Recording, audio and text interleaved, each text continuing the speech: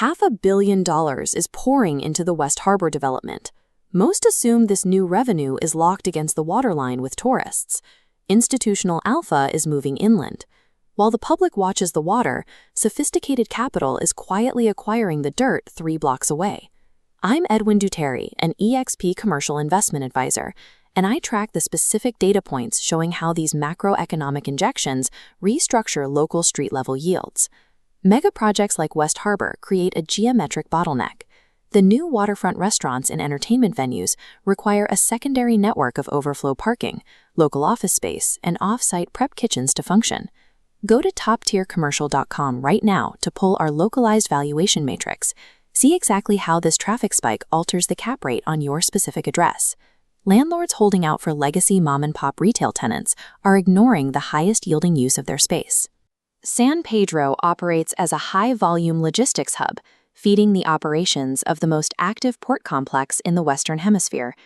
The real demand comes from the invisible tenants, hospitality workforces requiring daily services, and waterfront anchor tenants seeking off-site storage and vendor parking. Capturing this demand requires you to restructure how you calculate your property's yield. Let's look at the math on this table.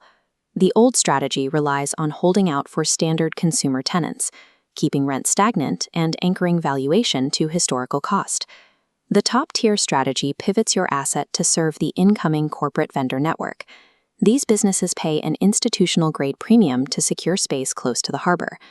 Pivoting to a vendor support model increases your net operating income, forcing a market revaluation.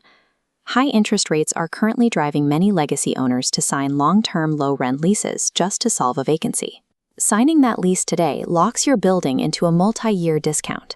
When waterfront capacity peaks next year, you will be unable to capture the premium rents those desperate B2B tenants are willing to pay. We utilize the triple net lease structure to capture this upside. This forces the corporate tenant to absorb your maintenance, tax, and insurance costs while you collect the new market rate premium. Pause this video. Calculate what your current vacant square footage yields if priced for a waterfront logistics vendor instead of a legacy retail shop. Sophisticated developers are scouting the downtown grid right now, looking for owners who don't know these numbers. Understanding your future yield is your best defense against a low-ball buyout offer. The playbook is simple. Target the invisible logistics support network. Value the building based on yield. Secure the contract with a triple net lease. I track this transition block by block across San Pedro and the Los Angeles County corridors. Our team implements institutional-grade arbitrage strategies for local landowners, ensuring they aren't out-negotiated by corporate syndicates. The market is currently repricing your neighborhood. Leaving your building unoptimized while the waterfront transforms is an active choice to leave equity on the table. Contact me today. We will map out how the imminent spillover effect impacts your specific address. Partner with the right analyst to capture the cash flows moving through the downtown corridor. Go to toptiercommercial.com and let's get your asset positioned.